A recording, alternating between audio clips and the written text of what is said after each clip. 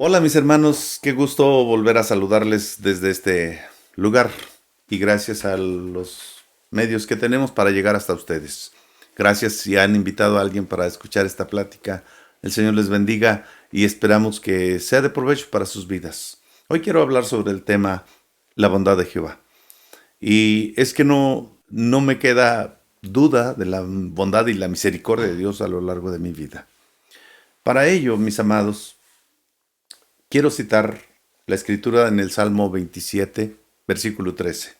Hubiera yo desmayado si no creyere que veré la bondad de Jehová en la tierra de los vivientes. Así que les invito a orar. Padre, en el nombre de Cristo Jesús, muchas gracias por la oportunidad que nos das de estar aquí, de ver esta transmisión y sobre todo porque se trata de tu palabra.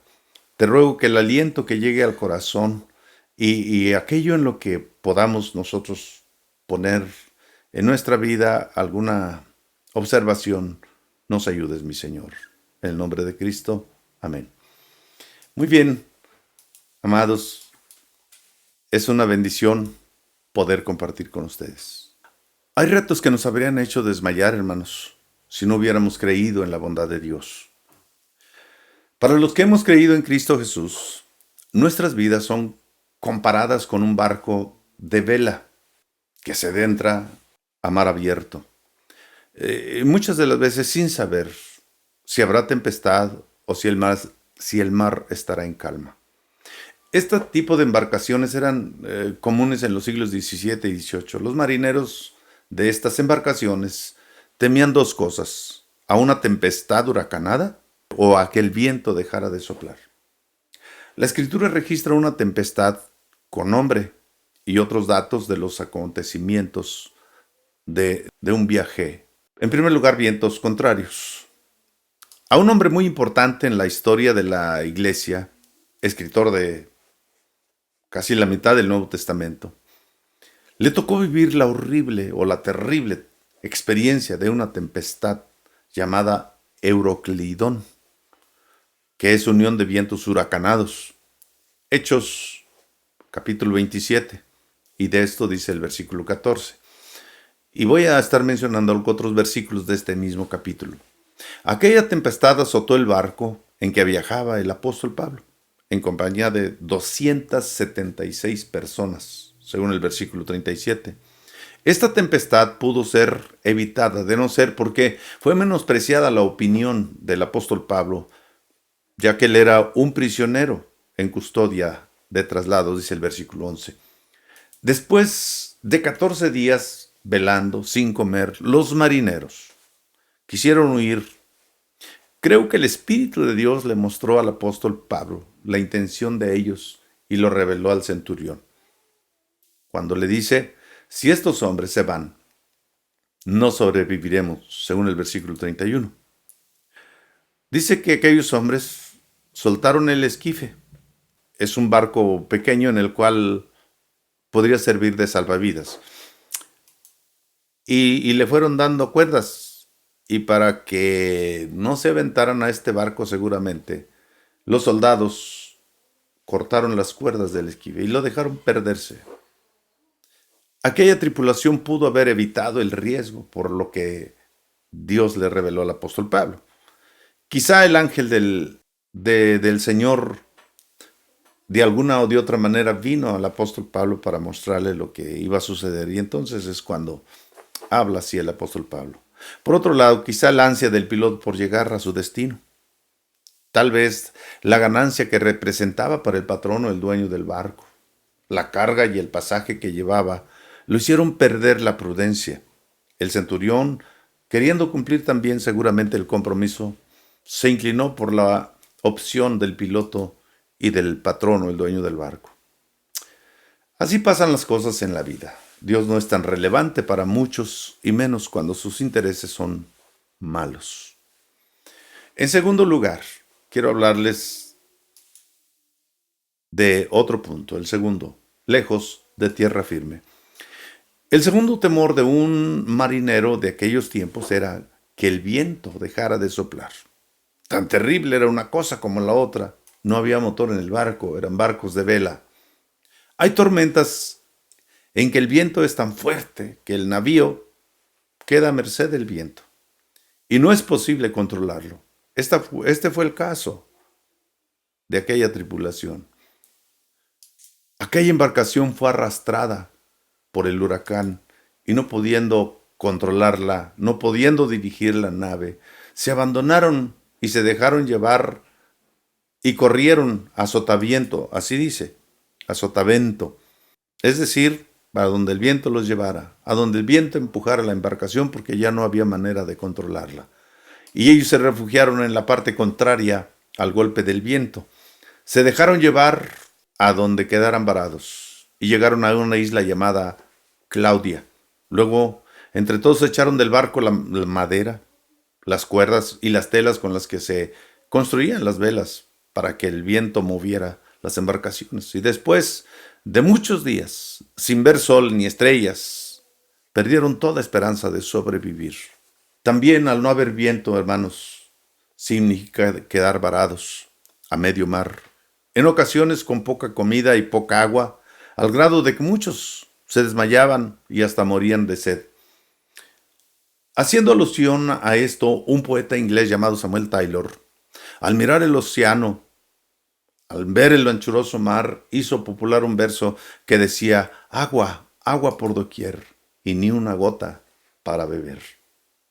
Qué paradoja tan cierta, estar en medio de un océano y no poder beber el agua. Qué terrible realidad ha de haber sido o debe ser. Y pensar que existen latitudes en medio del océano en que a veces no hay viento y por eso las naves de vela llegaban a quedarse varadas por horas o por días enteros. Lo terrible es pensar que eso llegue a suceder y en un viaje largo, como el caso del apóstol Pablo, en que la comida está por terminarse y además el agua que es tan indispensable escaseaba. Cuando leemos en la epístola a los Hebreos, el capítulo 11, nos queda una pregunta recurrente. ¿Qué alentó la fe de aquellos cristianos para sufrir la pérdida de sus bienes, la pérdida de su familia y mantenerse firmes? La pregunta es para nosotros hoy: ¿qué alienta nuestra fe? El hecho de recordar las palabras de Jesús: toda potestad me es dada en el cielo y en la tierra, por tanto id y haced discípulos a todas las naciones, enseñándoles que guarden todas las cosas que os he mandado, y aquí yo estoy con vosotros todos los días hasta el fin del mundo. Eso debe alentarnos a nosotros. Eso debe darnos vida. Cuando traemos a la memoria el recuerdo de Pablo en alta mar y ver que Dios no le abandonó, las circunstancias climáticas y todo aquello, debe renovar también nuestras fuerzas. Recordar también, por otro lado, al pueblo de Israel, pasando en seco por el Mar Rojo, siendo libres de la esclavitud del faraón. Recordemos también las palabras de Jesús: en el mundo tendréis aflicción, pero confiad, yo he vencido al mundo. El Salmo 34, versículo 19, dice: muchas son las aflicciones del justo, pero de todas ellas lo librará Jehová. Cuando alguien pierde lo que tiene, se da cuenta de lo que realmente vale. Nosotros realmente no valemos nada aunque tengamos mucho a la mano y de lo que podamos disponer. Salmo 27:13 nos dice estas palabras. Este es uno de mis salmos preferidos. Hubiera yo desmayado si no creyere que veré la bondad de Jehová en la tierra de los vivientes. Pero déjeme, le digo algo muy interesante a este respecto. Este salmo no tendría ninguna validez si dijera en la tierra de los muertos. Pero se trata de la tierra de los vivientes. Para concluir, muy parecida a un barco es nuestra vida cuando tomamos la decisión de seguir a Cristo. Es como despegar de tierra firme y hacerse a la mar. ¿Cuántas tempestades habremos de pasar? ¿Cuántos viajes sin vientos? ¿Cuántas penurias más habrán de venir a nuestra vida?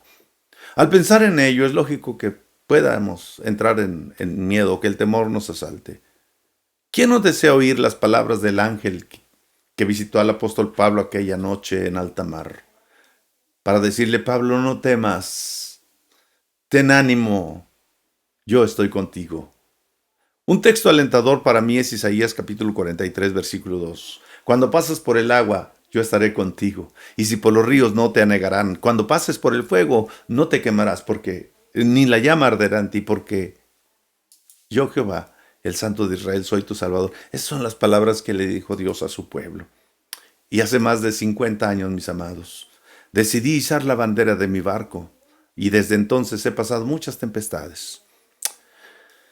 A veces todo parece estar en silencio, como en medio de un desierto, y la angustia se ha apoderado de mí, cuando la ansiedad por la ausencia de la presencia de Dios me ha oprimido. El Salmo 107, versículo 23 hasta el 32, habla de la gente arriesgada que se mete a las profundidades del mar y ven las maravillas de Dios. Si tú has tenido alguna vez miedo, pero aún no te has mojado los pies, ¿cómo puedes testificar de la bondad de Dios?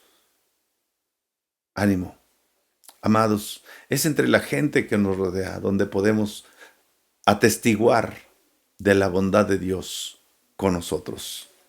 Gracias, Señor, porque tú no nos dejas. En cualquier circunstancia y en cualquier momento, en cualquier cosa que sea, tú estás allí. Aún para ver lo que no te agrada, allí estás tú. Aún para vernos, Señor, en el principio hasta el final, para ver los detalles más ínfimos de nuestra vida, tú estás allí. Que esa confianza nos aliente a esperar en ti, a vivir para ti, confiar en ti en todo momento de nuestra vida. Amén. Dios les bendiga, hermanos.